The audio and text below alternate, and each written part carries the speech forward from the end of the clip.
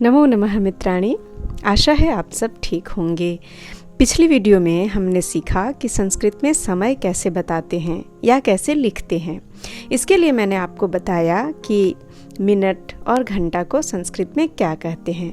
तो जैसा कि आप जानते हैं कि 60 मिनट मिलकर 1 घंटा बनाते हैं और 24 घंटे जब मिल जाते हैं तो 1 दिन बनता है और 7 दिन जब मिल जाते हैं तो उसको सप्ताह कहते हैं। तो आज की वीडियो में हम सीखेंगे कि सप्ताह के दिनों को संस्कृत में क्या कहते हैं। तो आइए फिर आज की वीडियो शुरू करते हैं। तो जैसा कि हर बार होता है कि हमें किसी भी चीज़ को सीखने के लिए कुछ उसके शब्द याद करने पड़ते हैं जो उससे रिलेटेड होते हैं। तो आज हम क्या सीखने वाले हैं, आइए देखते हैं। तो दिन, चूँकि हम दिनों का नाम सीखने जा रहे हैं तो दिन को संस्कृत में दिवसः कहते हैं और अंग्रेजी में डे कहते हैं, आपको मालूम ही है। और सप्ताह कहते हैं सप्ताह को, और जो कि 7 दिनों का समाहार होता है या 7 दिन जब होते हैं तो उसको सप्ताह कहते हैं, जिसको अंग्रेजी में वीक कहते हैं। और 15 दिन की जो अवधि होती है यानी कि फोर्टनाइट जिसको कहते हैं अंग्रेजी में, उसको संस्कृत में पक्षः कहते हैं और हिंदी में भी पक्ष कहते हैं। 2 पक्ष होते हैं, शुक्ल पक्ष और कृष्ण पक्ष। तो पक्षः संस्कृत में कहते हैं। और फिर जब 2 पक्ष यानी कि 15 दिनों का 2 पक्ष 1 महीना हो जाएगा। 1 महीने में कितने दिन होते हैं? 30 दिन होते हैं। तो 30 दिनों को महीना कहते हैं और यहाँ संस्कृत में उसको मासः कहते हैं, अंग्रेजी में उसको मंथ कहते हैं। लेकिन आज हम क्या पढ़ने वाले हैं? आज हम पढ़ने वाले हैं दिनों का नाम।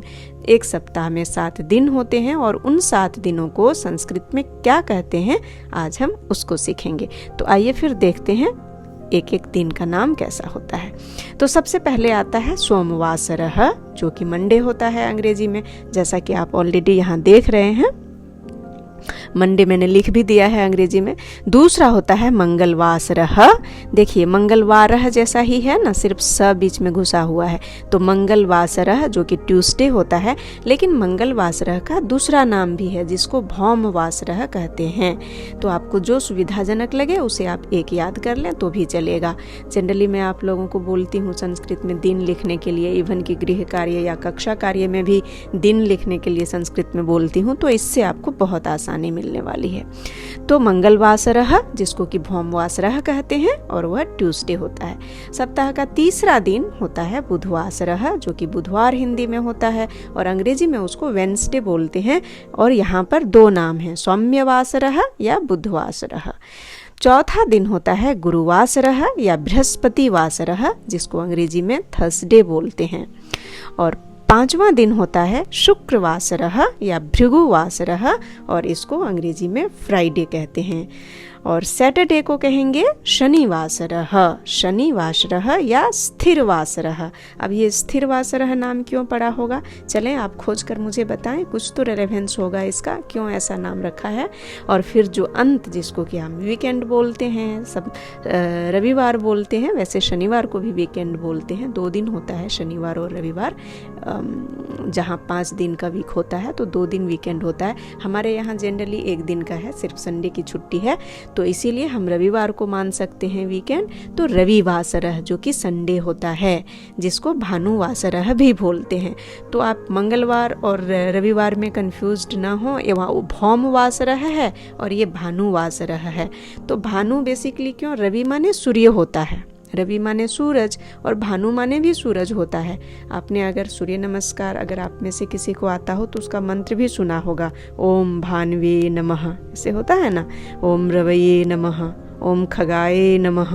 तो इस तरह से ये सारे नाम सूर्य के ही हैं, इसीलिए रविवासरः यानी कि भानुवासरः दोनों एक ही नाम है और इसका मतलब हुआ संडे।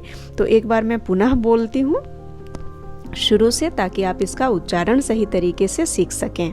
सोमवासरः, मंगलवासरः अथवा भौमवासरः, सौम्यवासरः अथवा बुधवासरः, गुरुवासरः अथवा बृहस्पतिवासरः, शुक्रवासरः अथवा भृगुवासरः, शनिवासरः अथवा स्थिरवासरः और रविवासरः अथवा भानुवासरः।